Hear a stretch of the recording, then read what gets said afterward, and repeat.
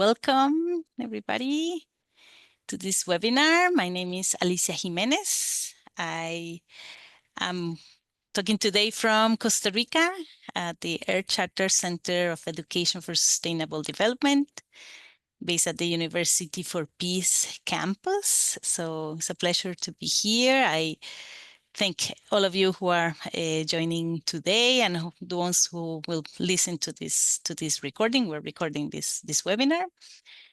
So for those of you who are here, I appreciate if you introduce yourselves in the chat box so we can use that means to know who you are, where are you coming from today. So, and while you're doing that, I remind ourselves that this webinar is part of a series of webinars that Earth Charter International and the UNITWIN Network on ESD, that is Education for Sustainable Development and Social Transformation, have been organizing since the last 2 years. And the idea is to bring together educators from different contexts to share good practices on education for sustainable development. So we always like to learn from others' experiences. That's a very good way to learn about this topic that is very important for us. So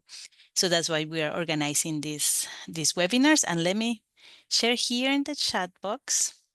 We actually have a playlist in the Earth Charter YouTube channel.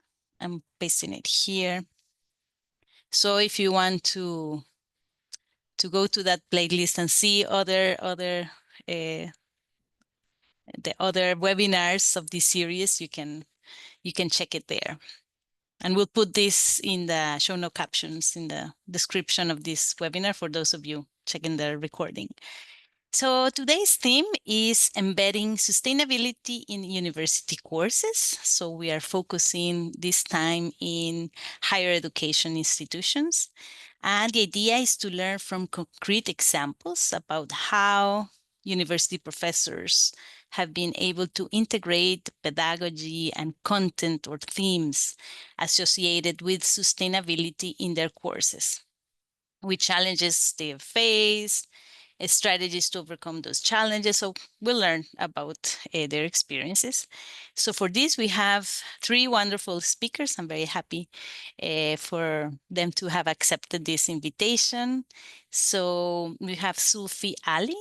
He's from UK and Pakistan. He's a senior lecturer of the School of Social Work, Education and Teacher Education at Cantebury Christ Church University, as I mentioned, in the UK. But Zulfi has a background on international development with over 2 decades of field experience in South Asia. So thank you, Zulfi. We also have Jen Manak. She's from the United States. She's a professor in the education department at Rollins College in Winter Park, Florida.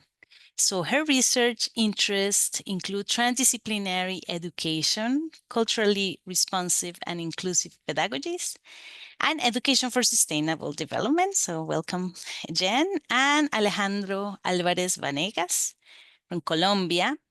He's professor at EAFIT University in the Natural Systems and Sustainability area. So his research focuses on education for sustainable development and transformative and experiential learning, seeking to foster sustainability competencies in students and educators. So as well, thank you, Alejandro. So these speakers have something in common besides the obvious that you already noticed. They are all university professors, but they're also Earth Charter educators, the 3 of them. So they've been interested in the ethical dimensions of sustainability. And all of them, they took part of our certificate program on education for sustainable development, which has this specific lens on values-based education. So we'll put information here, my colleagues, in the chat box, and then in the description about this program. The next program will start in January 2026. So yeah, in case you are interested. So for today, so the plan is as follows. So we'll first hear each of these speakers. They will have a period of 10 minutes to make a presentation of about their work and about the topics of today's, like how embedding sustainability in their courses. While they speak, of course, we invite you to write your questions in the chat box. We'll keep an eye on those. And after the presentation, so we'll have a time for interaction. So there's going to be interaction between the speakers and with all of you, the audience. So this is the plan of today.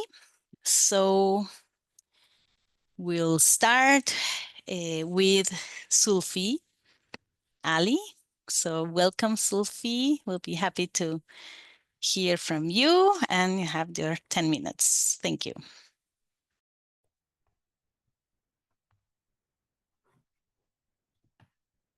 Right. Can you see the screen? Yes. Yes. Thank you. Mm-hmm. Thank you. Right. First of all, hello, and thank you very much for giving me the opportunity today to talk about some of the work we've been doing at Cantebury Christ Church University. By way of context, I'm based at the Canterbury Christ Church University in the UK, but I'm originally from Pakistan, where I spent over 2 decades working with grassroots organizations on environmental and social justice issues, mainly with young people on social activism. So professionally, I've always seen myself working in international development. I've always seen myself as more of an activist, and now I'm an academic, and I think of myself as a fairly reluctant academic, because when I was working in small organizations, it was very dynamic. We'd come up with an idea as a team, and the next week we will start working on it. And here I come up with an idea, and I go to my line manager, and they say, "That's a great idea. We can start working on it in 3 years' time." So I really struggle with academia in that sense. But pedagogically, I come from a background of critical pedagogy, mainly because I worked in South Asia. So I know how important it is that what we're teaching translates into action, and is connected to the communities, and makes a difference to the communities.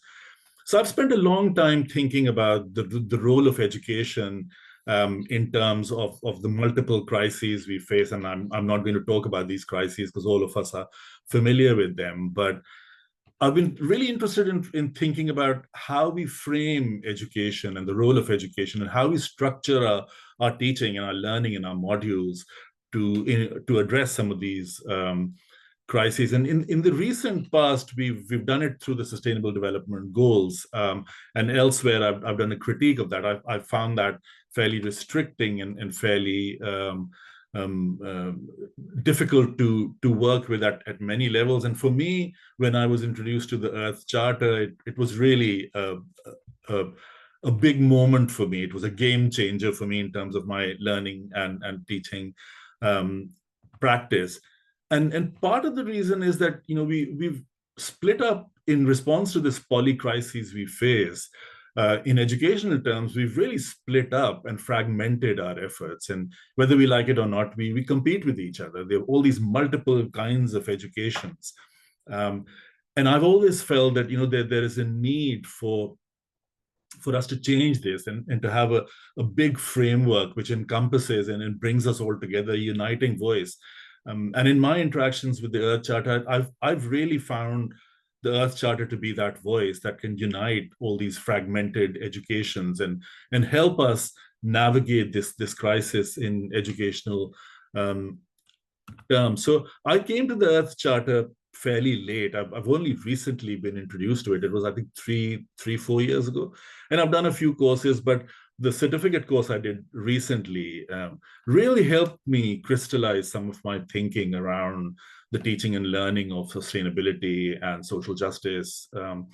And I think that's been a big thing for me, to reflect. The course gave me an opportunity to reflect on my own practice, and introduced me to new literature that I had not really engaged with before. And because I came from a background of international development, my practice was largely informed by political economy and sociology. And the Earth Charter and this course really helped me to diversify and to think on a much larger canvas, to think in terms of indigenous epistemologies and in spirituality and different approaches to transformational learning.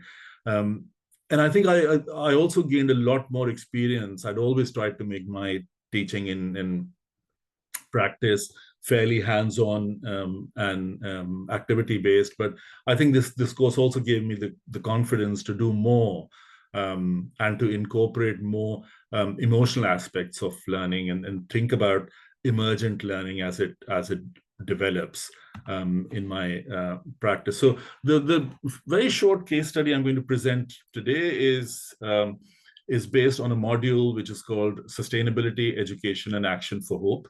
So there are 3 modules I teach, and this is the middle module of this trio. The first one is Social Justice in the Pedagogy of Freedom. The second one is Sustainability, Education, and Action for Hope. And the third one is International Education in a Post-Colonial World. And we try and bring a whole canvas, a whole set of range of ideas into these 3 modules.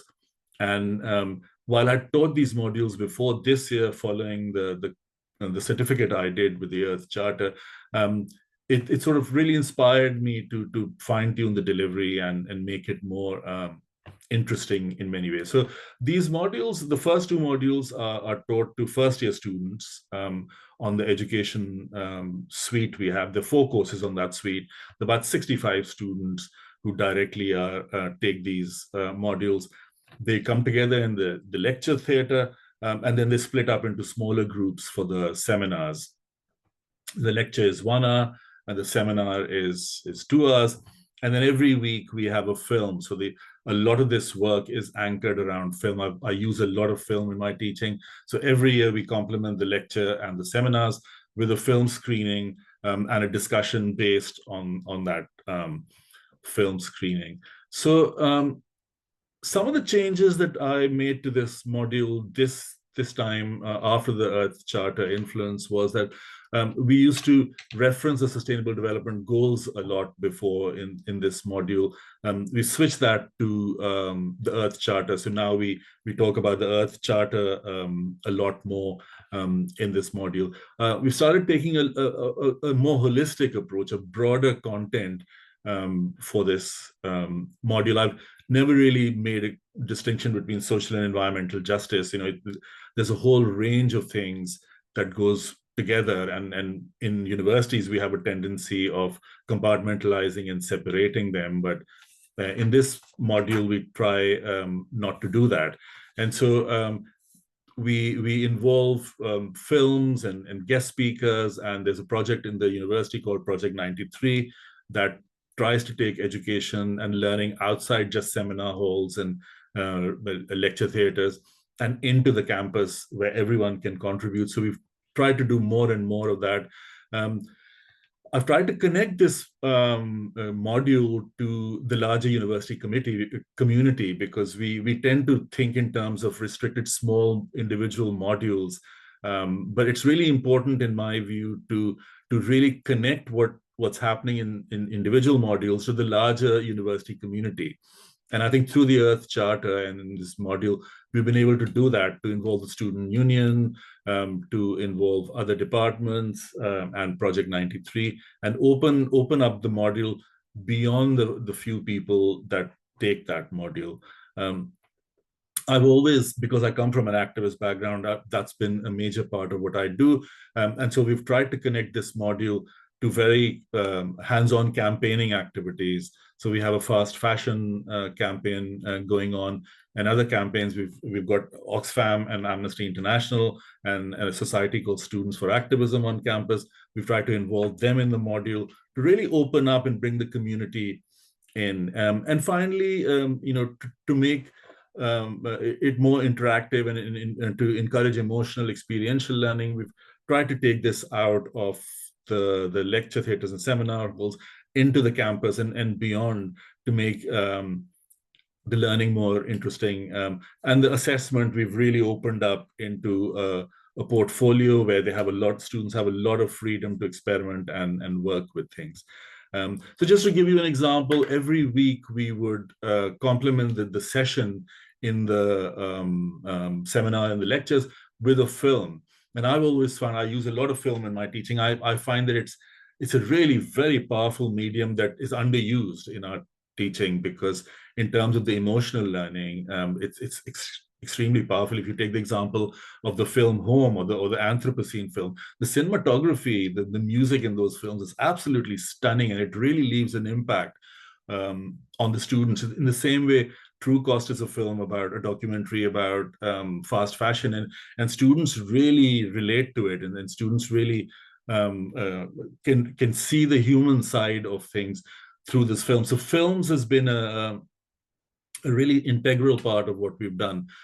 We've had a range of guest speakers coming in, and on very broad topics, from again fast fashion to epistemic silence to indigenous voices to Greenpeace coming in and talking about it, about stuff, and about refugees and asylum seekers and identities in higher education. And again, what we've done in this module, which has worked really well, is that we open up these lectures, guest speakers coming in. We've opened up to everyone in the campus. So not just the 65 students in the module, but anyone can come in and listen to the lecture and interact, which enriches the space quite a lot.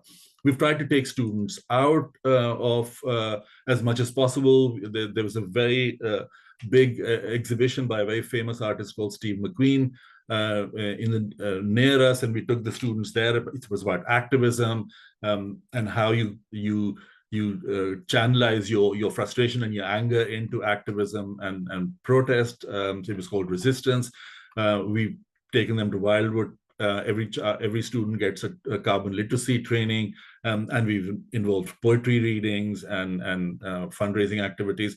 The seminars are very activity-based. The students really lead the discussion and decide which way they want to take it, and how they want to work with it. So they have a lot of freedom in this module, and this again they find very stimulating. When the weather in England allows, we take them out, and we've had seminars outdoors.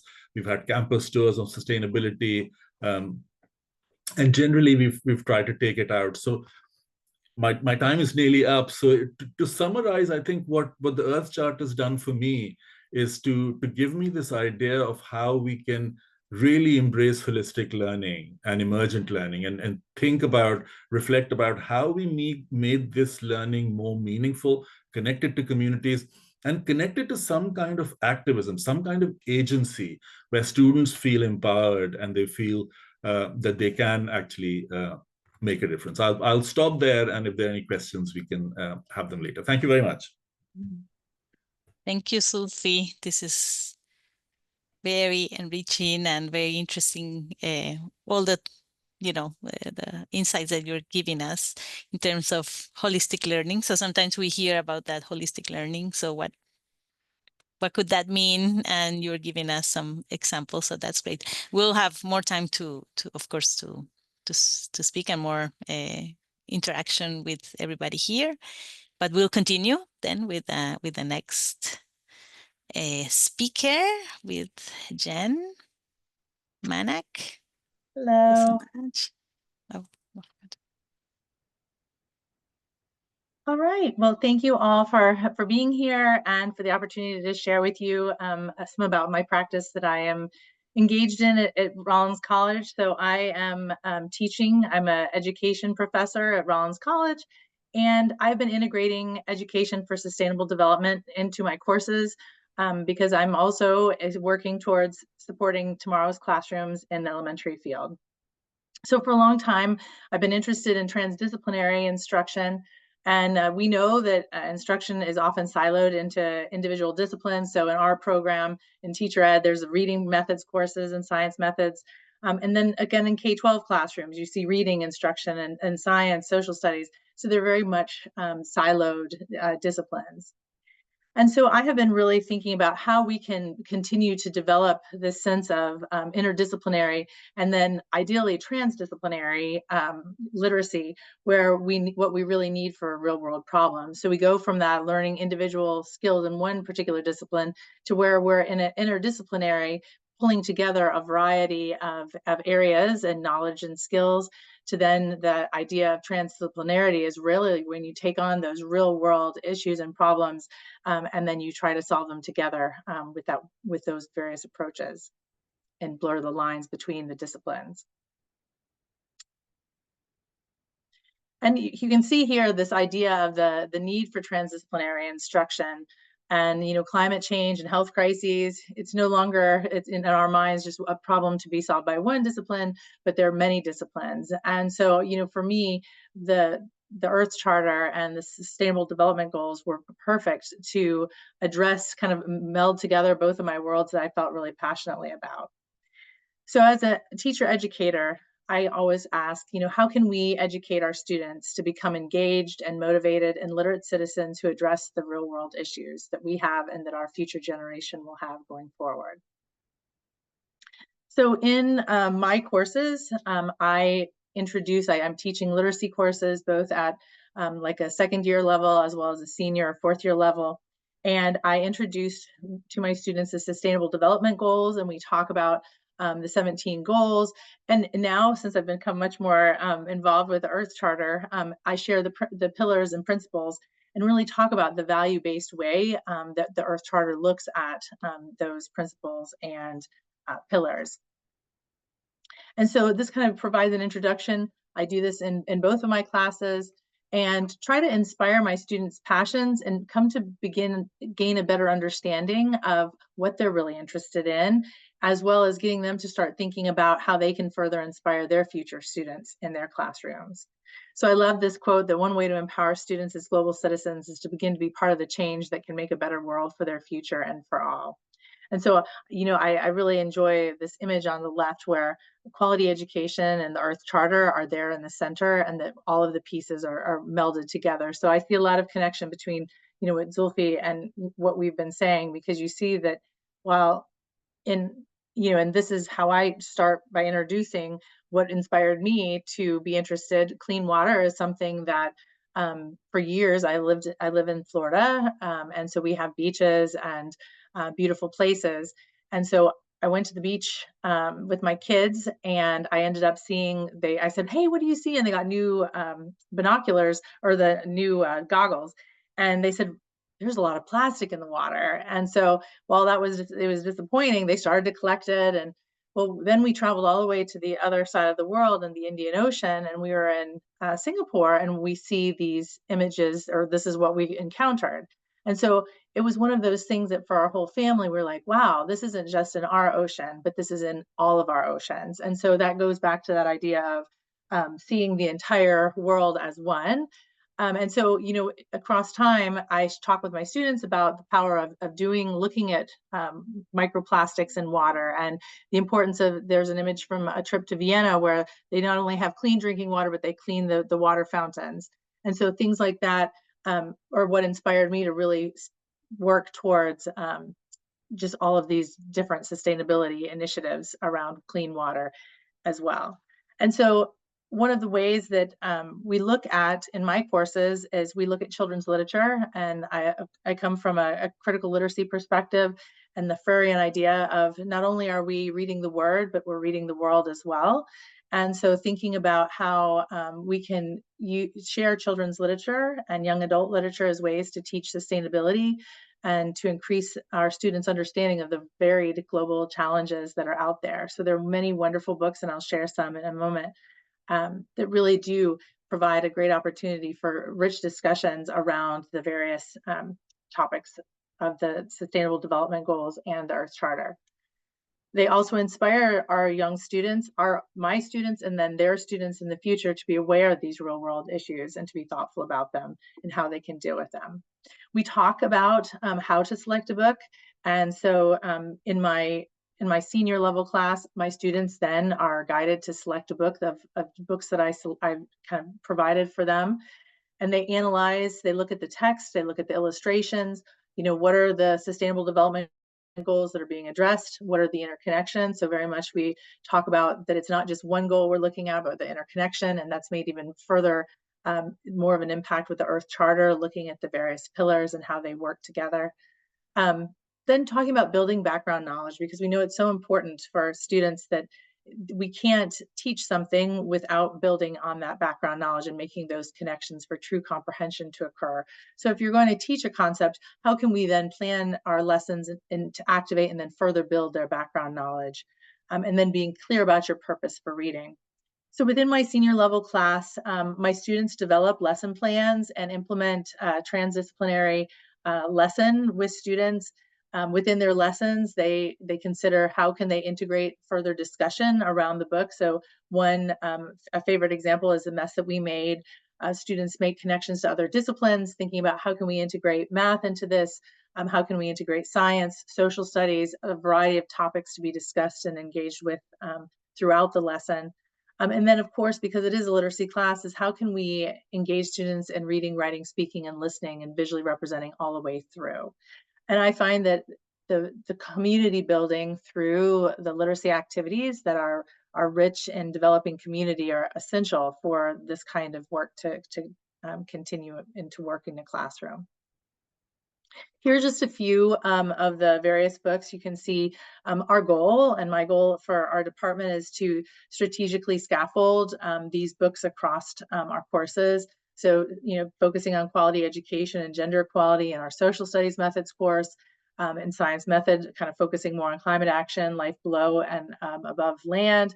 And then in our readings methods courses, more of the clean water and affordable energy, so that we can have kind of experience across a variety of topics, and that it be a consistent discussion of the Earth Charter and sustainability.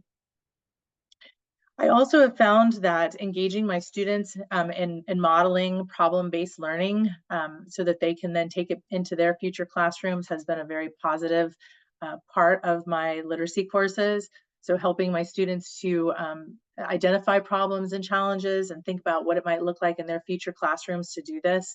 Having the students think about what questions they might have about global challenges and what are they wondering about. What are some of the things that you have questions about? What are things you notice in your local community that you see as a real world issue, in addition to those larger issues? And then grouping our students into research groups where they can then dig into finding information, facts that are of interest to them, and then having the opportunity to be experts and share their learning with the class. That's been a favorite part, where they've been inspired to. They've learned new things. It's inspired them to reach out to organizations and then to find local community organizations that they can engage with further. And then we have, and then really that's a taking action piece. And so really encouraging my students to take action in ways in the community to make a difference. And that can be a variety of things, including going into their future classrooms, whether they're in their pre-internship or their internship or in their future classrooms of their own, and thinking about how they can continue to do this work and make a difference in their communities. In my course that is a lower level course, I introduce the topic around sustainable development, and then my students have opportunities to engage in a community engagement experience, different ones each year, and a variety of different things. But in this particular last year, we did transdisciplinary literacy instruction in the garden program, and this program was offered through the Orlando Sustainability Office. And my students volunteered 10 to 15 hours and learned about all of the great sustainability pieces that they're already incorporating into this garden program. They were with the students doing hands-on activities and learning about not only gardening, but also sustainability. And so my students found the importance of these after-school programs to really build in the literacy aspects and transdisciplinarity into our students' lives, as well as in the classrooms. This semester and this year, students have been working in a preschool classroom with thematic literacy integration. So again, looking at that holistic nature of learning. They've been developing units based on different science, social studies topics. And so this is an example of, we took the students out, and it reminded me a lot of the experience that we had in our Earth Charter course, going out in nature, having the students notice the sky and notice the clouds that are out there, and start trying to see what they see in the clouds, then bringing them inside. We read Little Cloud by Eric Carle, and then they all had the opportunity to do a hands-on artistic expression of what their cloud looks like. And we did a language experience approach, writing that on the 4-year-olds' pieces that they shared. And so this is just another example of building in environmental awareness and starting to talk about these concepts early in the elementary and preschool classrooms, as well as with my own students engaging in this experience.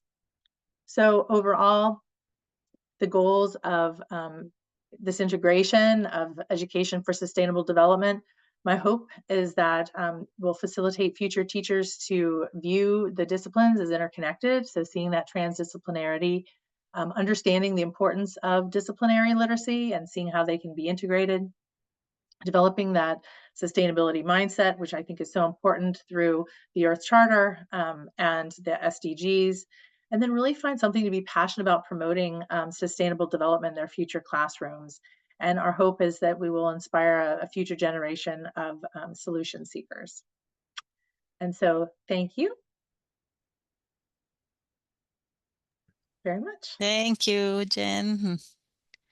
It was also very inspiring and so good to see how as well you're using this holistic view of including the arts to get to move to action as well, even if it's literacy, because sometimes you can think, literacy is just go on reading, but it's great that you're connecting and making this transdisciplinary approach. So we'll have more time to talk, and there's several comments there. Thank you so much. But now we'll move to Alejandro now. Alejandro, and then we'll do the whole conversation. Thank you, Alejandro. Thank you, Zulfi, Jen, and Alicia, and thank you very much for this invitation. I'm very pleased to be here, and it was really nice to hear what you were presenting. So I would like to share with you a couple of things. Please confirm if you're seeing my screen now. Okay. Sorry, yes. So, perfect. Yeah, so I will talk a little bit about the Act for SDGs project, but I would like also to present a little bit of background before. I wanted to bring this idea that you're most likely all familiar with, the whole institution approach that has been proposed for sustainability in education, or education for sustainable development. I work in an university in a university, as Alicia mentioned, and it's funny because I just came from a meeting in which there was like a group of professors that were working on sustainability issues and the different faculties and schools, and we are trying like to bring together sustainability. And I guess it happens like everywhere that we are still seeing education for sustainability as something that happens in parallel to all of the other things that happens in the university, right? So for me, it's always the question, like saying, if we say that we want to educate for sustainability in specific programs, but in the others we are not doing that, it's like we are educating for unsustainable development, which makes absolute no sense. So in that discussion, I was also bringing this whole institution approach, because I think that giving tips to educators also includes seeing ourselves as change agents within the institutions. And what Zulfi was saying about like this little bit of activist attitudes that we can have, they are necessary in order to transform the institutions we are part of. So I think that we need to be aware of all these areas, of course. In this particular case of the Act for SDGs project, we are seeing that we will be addressing 3 of these areas mainly: sustainable capacity building, ESD in curriculum and learning, and also to be embedded in community and networks. I think all of these are necessary areas to further develop education for sustainability in universities. I will get to the specific project in a minute, but again, I think that we always need to have like the bigger picture in mind in order to foster this transformation. The project that we are working on builds upon previous efforts. So here in the university, in AFIT University, we were cooperating with University of Festa, University of Antioquia, here also in Medellin, Festa in Germany, and Universidad Técnica del Norte in Ecuador, previously on a project about education for the SDGs, capacity building for educators. That was a 4-year project financed by the German Academic Exchange Service. And last year, we started working on this project that I want to tell you a little bit more about. So it is the Act for SDGs program. It is about professionalization of academic teaching to infuse SDGs in Latin American universities. I must say, and we have discussed this briefly, that at the end, we were saying like, okay, we don't like that much the word infusing, and it is not only about the SDGs. So like I'm being a little bit autocritical here, but it was very nice when we started the project to see that we are able to be autocritical, right? And saying like, what's the real purpose that we have? And we said, of course, it's nice to infuse the SDGs, to have them here, but this discussion goes beyond the SDGs, right? Like the roots of this discussion go much, much deeper. And in that sense, the Earth Charter also, I will mention it in a minute, has been very helpful to achieve that. But this is a big project. We are 14 universities, I think. We are 10 universities in Latin America, but we're also cooperating with universities in Germany, with the University of Education in Heidelberg, and also in Greece and Cyprus.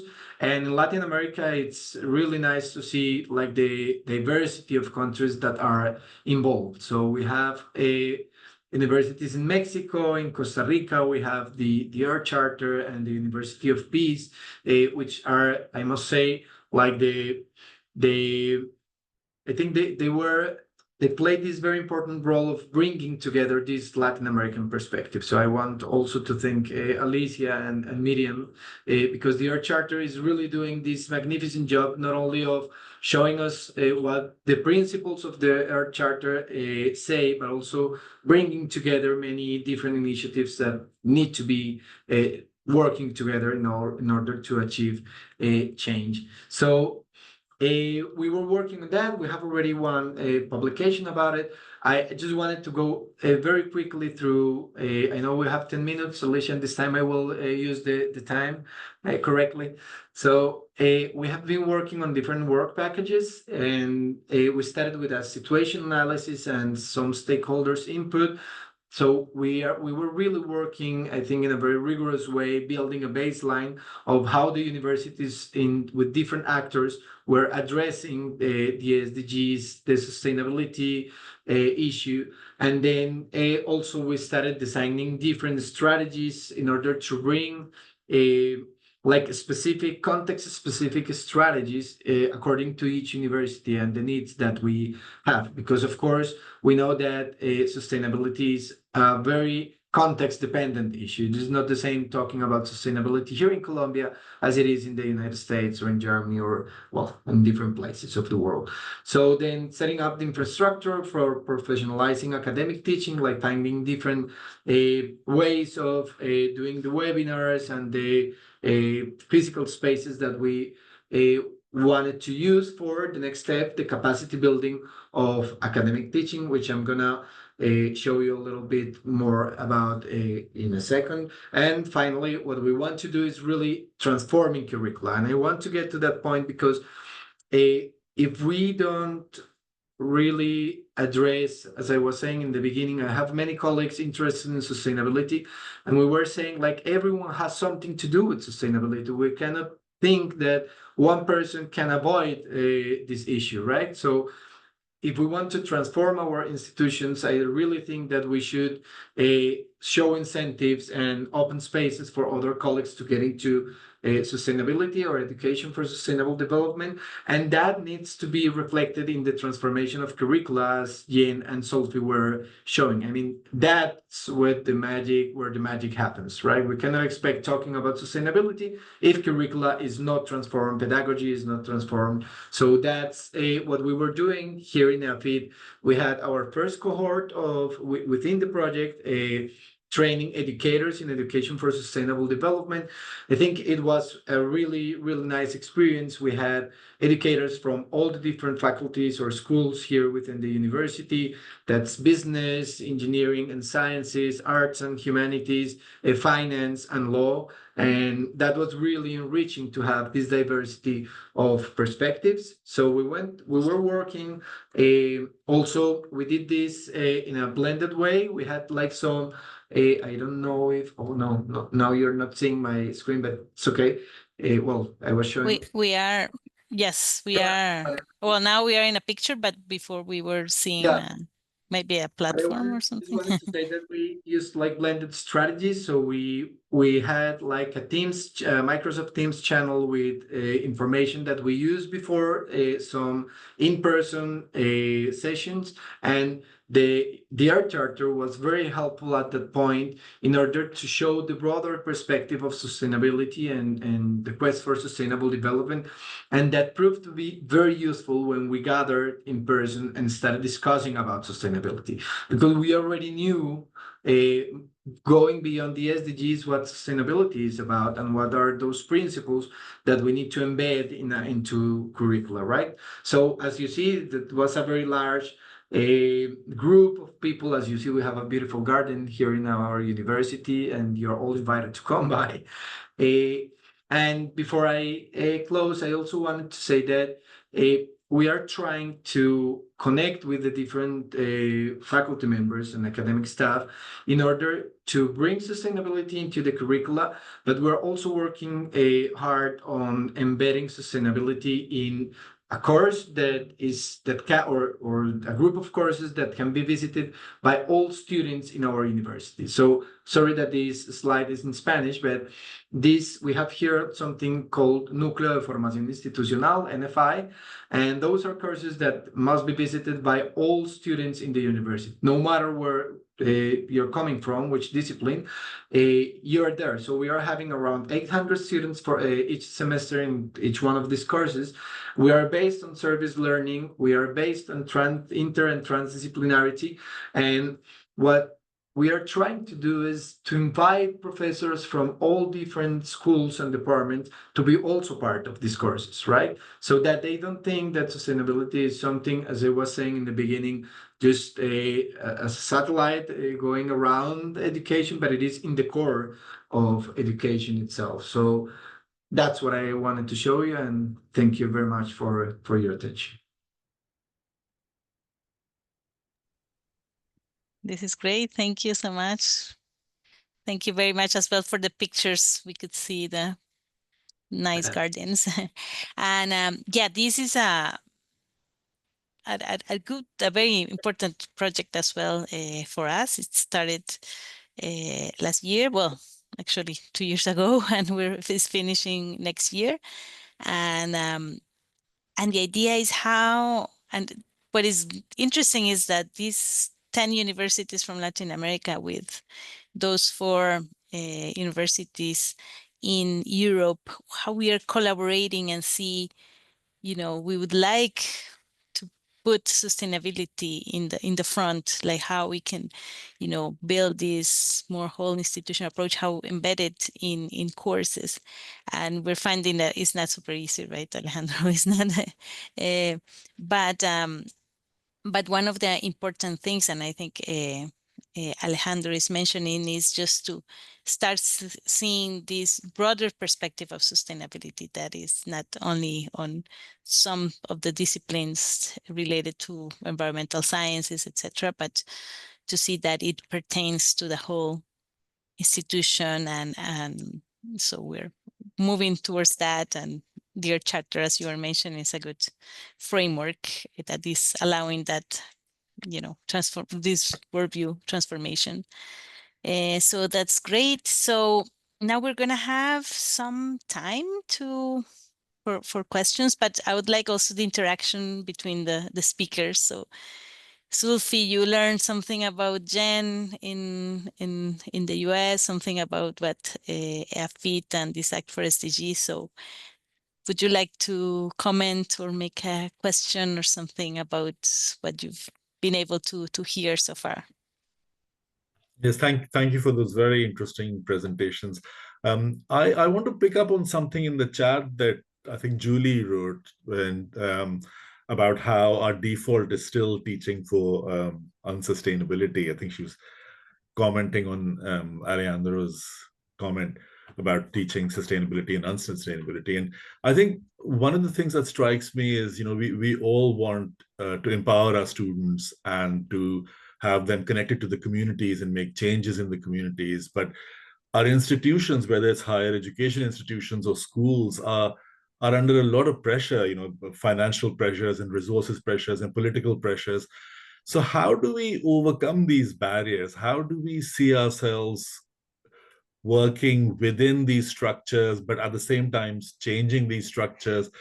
I think it's really important for us to think about how that change happens at this stage, where quite often, it feels like those spaces are shrinking where we can empower students, but we know that there are spaces. So how do we explore this? So maybe Alejandro and then Jen can mention something as well. Yeah, no, I agree, Zulfi, and I think that we are facing a big crisis. You mentioned, I think, the public crisis we're in, and that goes through the crisis of democracy and also the crisis of education, and those things are very very hard to address. Of course, I agree with that, and I think that in universities, at least, like the incentives that we are having are the wrong incentives sometimes. I mean, or probably just too specific. I mean, in many universities in Colombia, there are a lot of incentives for you to publish a paper in a top journal, right? And of course, it's important to produce knowledge, and it's important to have this peer review. And that I'm not saying it is not important, but what about incentives for innovation, pedagogical innovation, didactic strategies that we bring also here? And that requires a political will within the universities, right? That requires different goals and different targets that the university must achieve. So I know this is not a very practical answer, but one thing that I discuss a lot is how we can influence also the quality assessments of universities in order to have like a top-down, a little bit of top-down pressure, so that we say that quality education is not only about how many papers we are publishing and how many PhDs you have, but also how can you show that innovation in terms of pedagogies for sustainability is happening, that you are collaborating with different stakeholders, and that you are working together directly with communities. And if that becomes like a criteria or a criterion for education, for quality education, then we could say, okay, we can find some incentives within the institutions, and maybe that will help you to be promoted in your academic career or something like that, which does not happen a lot. I must say that we are starting in our university to go through that path, and I'm happy that it's so. I think that we still need to go much further, but I think that's one of the things that we must say. And maybe just one last comment. What I also think, but this is even more difficult, is what if we don't need also like only these economic incentives? I mean, I know that we need incentives, and I don't want to be naive. We need them in some way, but sometimes what I try to discuss with many colleagues is if you see as an incentive the fact that you're working with a community in need, and that your students are learning from that community, and you are bringing some advantages there, then that's a very big incentive. I mean, don't wait until they offer you some money about it. We need to do it also because it feels really nice to do this kind of thing. So I think that's a discussion that we need to have in all the ways. Wonderful. Jen, maybe if you want to react and maybe make a question as well, to a question or comment to what your colleagues have been saying. So I enjoyed both of your presentations so much and saw so many connections. And Zulfi, like looking at your use of films, right, and my use of children's literature to get conversations starting and to get that thinking going. And then I was listening to you, Alejandro, and thinking about how on a campus like ours could we utilize having a shared filming, like sharing the films on campus and having those rich discussions. And I know that our social impact hub does many things on campus that are, always driving the conversation around sustainability. But I think that both of those things, that it's all of our problem, and that it's all of our earth. And I think that has been really solidified, that understanding of the values that we have as a community through the Earth Charter. And, I know that one of the topics that comes up a lot when we talk about sustainability on our campus is that we really want the administration to live the same values that they say that they are, and that we're, global citizens and all of this, and that we, and of course we do our very best, but how can we continue to push forward and do even better? So I think those are important things for us to think about. And I was just interested, Alejandro, as a question for you, considering a small liberal arts school where everybody loves their discipline, how you might suggest that we could get other disciplines even further involved in sustainability? What are some things in addition to what you shared that you think might help in that way? Yeah, well, I think that what the Actor SDGs project has showed me is also that this is another kind of incentive. As we have this partnership with the pedagogical university, with the University of Education of Heidelberg, we are inviting our colleagues to be part of these courses, and when they hear here in Medellin that they are able to cooperate and to have a certificate from the University of Heidelberg, that has helped a lot. So that's one very practical incentive that I suggest. But one that I find more exciting is about we also call it here in Spanish like investigación educativa, or well, that we see that we as professors, as educators, when we assess our activities, we are also doing like the first very important first step of research, I argue, right? So we should be reflecting on what we do also from this lens of research. So what I try to do is to come together with colleagues to say, let's try to implement a different strategy in your class, right? And you are from finance. I don't know anything about finance, but let us work together in order to design a new pedagogical strategy or didactic strategy, and let's assess that, and let's go and look into the literature, what it says, and let's synthesize the results, and let's also publish about it.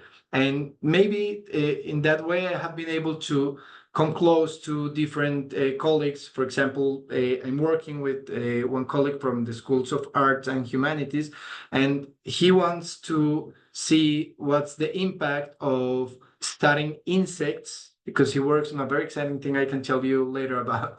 But then our relationship to insects says a lot about our relationship to the rest of nature.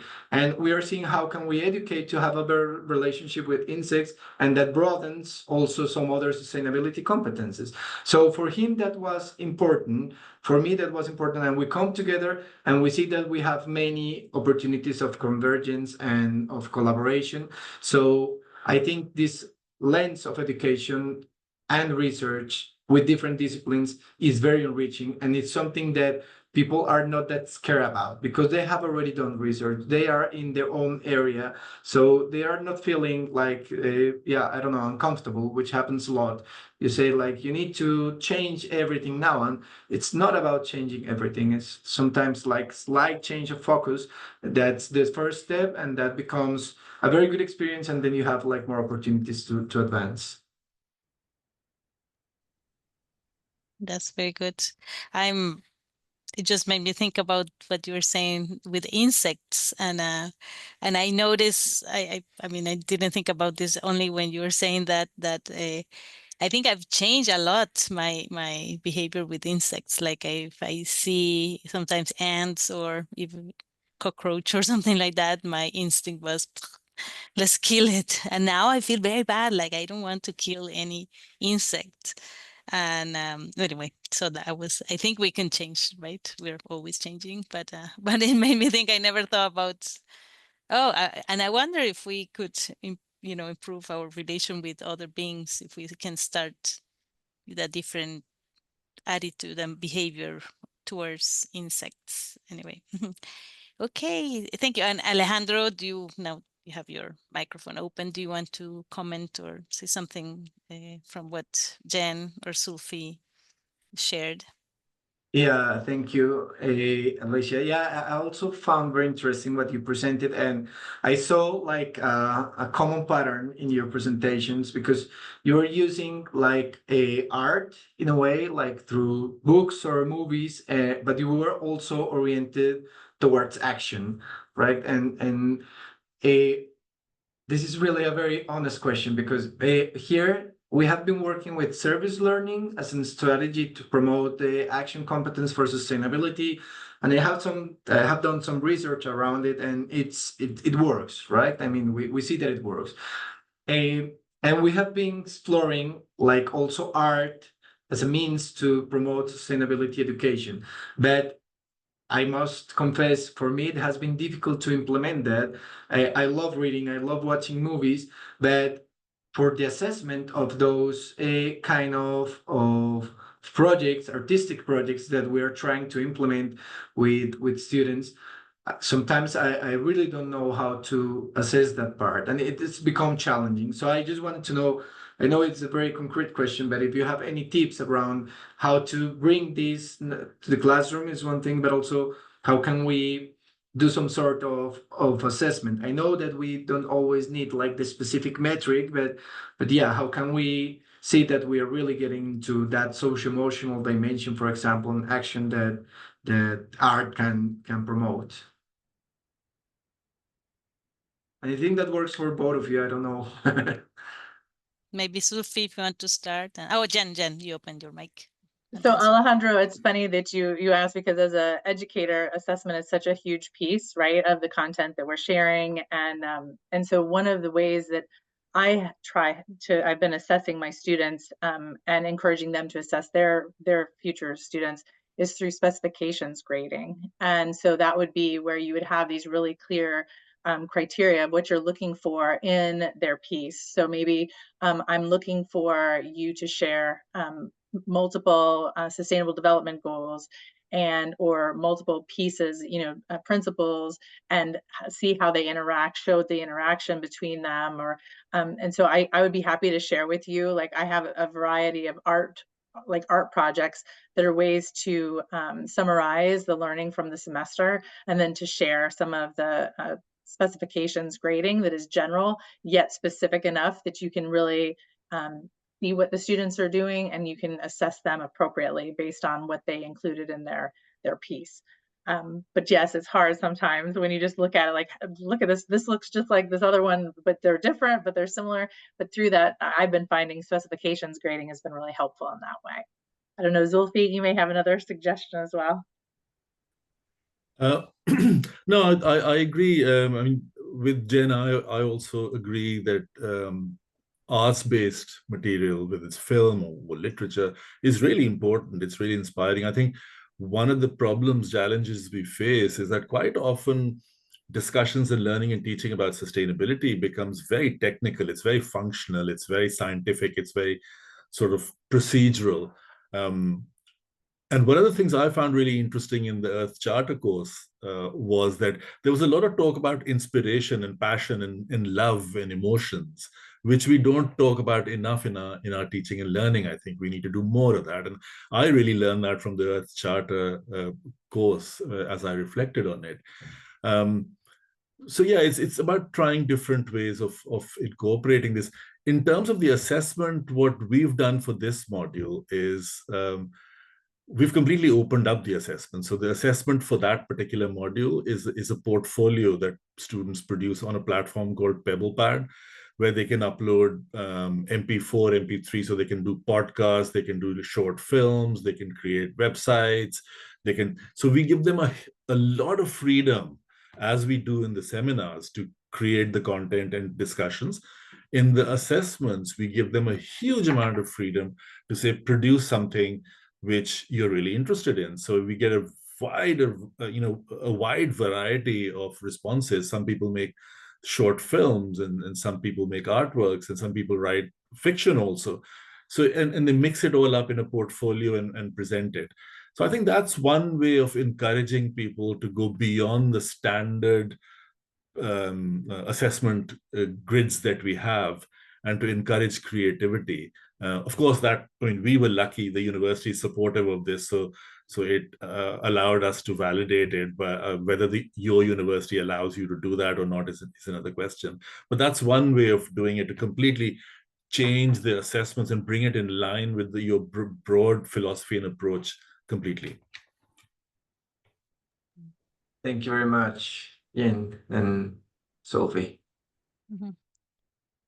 Very good, very excellent questions and interaction, and wonderful experiences that you've been sharing. And I think all of us here, I see from the reactions that people are having with hearts and clapping hands, everybody is also enjoying. So I want also to open the floor here for participants. If anyone wants to ask a question, you can open your mic. Maybe if you find the raise hand here, how to say, the little hand there, you can do it, or here in the chat box. And let's see, I don't see any question, but there's as well comments on this, how to assess and bring the arts. That sometimes what you were saying, Alejandro, is not super easy, but what Jen, when you were saying this specification, so what I understand is that they could be making a paint or some art form, etc., or something, but then they, in the reflection part, if the students know how to, because you're also with early childhood, right? So it could sometimes they don't, so they cannot write always, but maybe they can express how they see the interaction of what they did with what you want to assess. That's what you were saying a little bit, right? Yeah. Jacobo says, ask students how they feel about, for example, the climate crisis, instead of asking what they think about it. Sparks totally different discussions. Thank you, Jacobus, as well. That's how you feel, instead of, because we always, I like what Jacobus is saying, you always think like, what do you think about it? What do you think? But we not always ask how we are feeling. So that's very good one. Valerie Ellis is saying, Creative Educators International Network is beginning a process of assessing value creation, the internal changes in values of teachers and students. Okay, so that's a process to assess that. That's wonderful. Very good. So in terms of, well, of course, the floor is open, and anyone wants to ask a question. I'm always curious, and I think Alejandro has mentioned a little bit more about it, and I think Jen and Zulfi are saying this is challenging, but is how to move forward with this whole institutional approach for sustainability in the institution. So Alejandro has mentioned some of the things. This is the Act for SDGs is trying to bring, the starting point is, supporting the capacity building of professors, those who are there in these universities. A professor of, she was saying finance, someone in veterinary, in social science and different humanities, etc.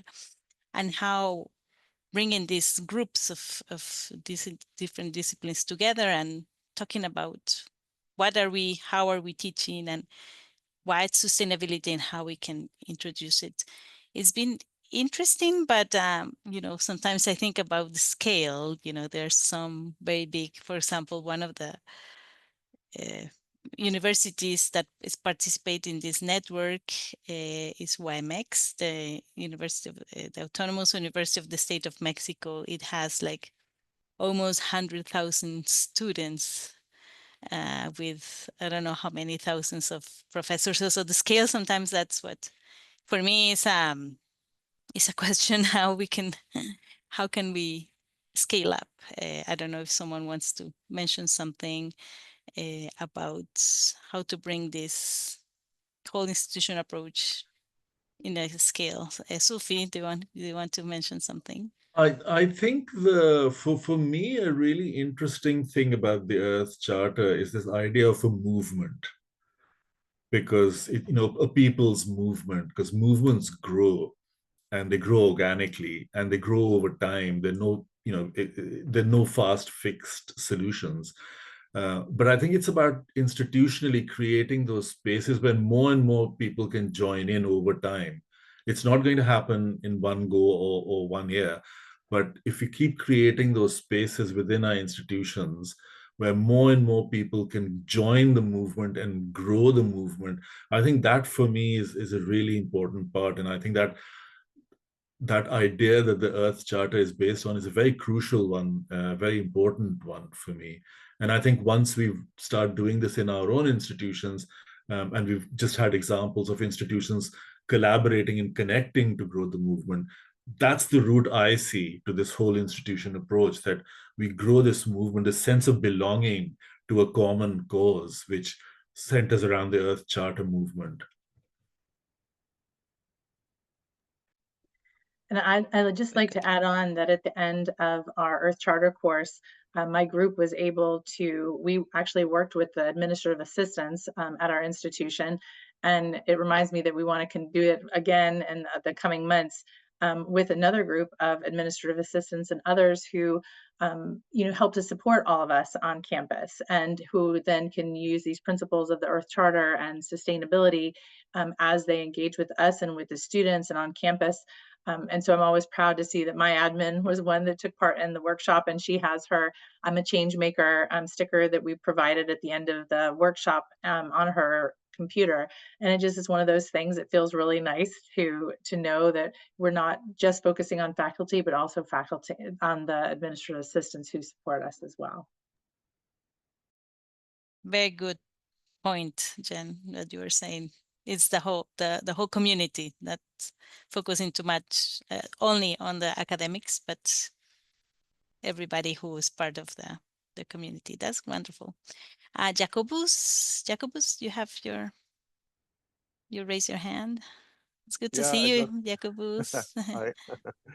As regards the whole institution approach, I'm always also very fond of that idea, but I'm afraid one problem is that this for higher education institutions, for example, it's always involved with high cost if you take the whole institution approach seriously. So yeah, I don't know what your experiences in this room are. Currently, I think it's often easier to yeah, take small steps, try to mainstream ESD and so on. I'm sorry, I have to pick up the phone. My mother's in the hospital. Sorry, but that was just my comment. Yeah, no worries. Thank you for your comment. And it's true, sometimes it's go step by step. That's what the Act for SDGs project is doing, right? It's like going first with motivating faculty, but involving all of a sudden the administrative. I think that's very important, and what you have been starting to do in Rollins College in Florida, it's wonderful. And of course we would like to keep learning, keep knowing how it goes. Alejandro, do you want to say something? You open your mic. To say something, because I think what Jacobus was mentioning is very important, and because I mean, we have limited resources and time and energy to do the transformation sometimes. And we are in institutions with many colleagues and many people with different interests, which are not probably going against sustainability because they are bad people. Sometimes it is like we don't have enough discussions. So I wanted to highlight what Solveig was saying, and Jen also was mentioning, like having these conversations is very important. I mean, we can use many opportunities to have this discussion and bring the topic, and maybe we can have this movement that we need. On the other hand, I think that in parallel with that activity, in which we try to transcend paradigms and to change paradigms, which are very important leverage points for change. I will come back to some more practical issues that we need to address sometimes, because there are like some rules. Sometimes maybe we want to change them, but people are making decisions based on that rule. I mean, the people that make the decisions in our universities. So I was thinking again with the issue of quality education, like we see the accreditation processes, right? Many universities, when they go through the accreditation process, they have a lot of resources, which, as we already heard, are limited, as Jacobus was saying, going into those reaccreditation processes. And what if we also try to embed into those reaccreditation processes the issue of sustainability? I mean, that means dealing maybe with some political leaders that are outside of the university, but it's also about how we influence those politicians or decision makers, because we need that impulse and we need that support in order to make change. I think all the movements that we can do, as all the grassroots movements and all the top-down things, they are very powerful, and we need to keep on working on that. But maybe also to make this quest a little bit lighter, it is also like, how can we influence those spheres? I know it is also difficult, and that's also what people's movements do. But sometimes, yeah, maybe we can be a little more strategic in terms of bringing this to those decision makers. Maybe we will have then the resources to do that change. Yes, that's a good one. And that idea is, well, Alejandro, that you're saying, and that resonates with what Zulfi has been saying, is very good. How to, strengthen that sense of movement, because if we feel that we are in a group together, we could, motivate and get more enthusiastic and more strategic about how to move. So we have here many different universities together, so working together, that helps a lot. So Kauta, sorry, I don't know how to pronounce very well your name. Kauta, yeah. Maybe you can introduce yourself as well, just to know. Hi, So, I'm Kauta from Morocco, and I just want to add up to the conversation about from my point of view, that's what I see at my school and in my community in general. When we try to implement service learning in projects, we tend not to invite parents to be involved. And I think, like, when we do art project or any sustainable project in general service, I've noticed we don't parents are not part of the conversation, and students, they do the work at school, so they don't carry on the conversation at home. So sometimes I think like it's important to involve them, like having picnic, art project together, so that they can continue the conversation and reflect together and help to make this change together, because they do the work at school, they talk to the teachers, they talk to their classmates, but at home they stop the conversation. sorry. Excellent point, Kawetar. Yes, how we can involve other stakeholders, and this is an important aspect of a whole institution approach for sustainability, whether we've been talking more about universities, but in a school environment as well, the parents. With the university, we are surrounded by other communities, different stakeholders, social actors, municipalities, etc. So it becomes more complex, but if we start little by little, I think we can continue to grow those circles of influence.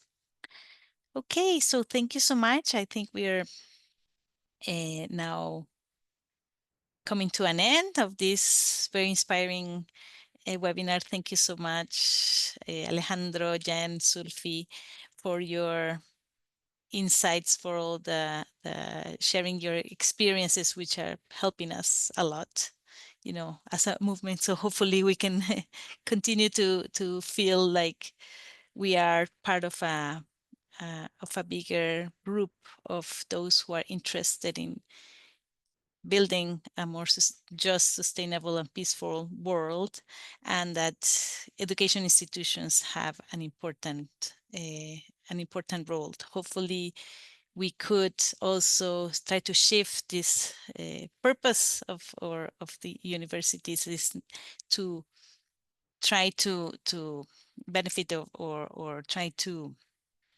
work for the common good, for this planetary well-being as well. So your work is doing wonderful.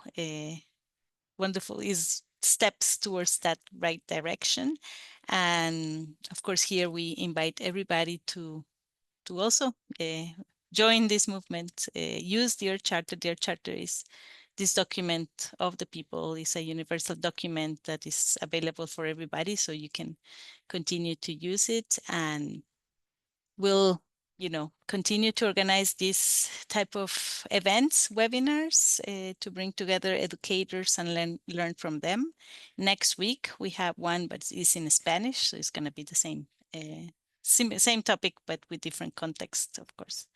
So thank you so much, and have a good day or night wherever you are. Thank you. Thank you very much. Thank you. Bye-bye. Take care.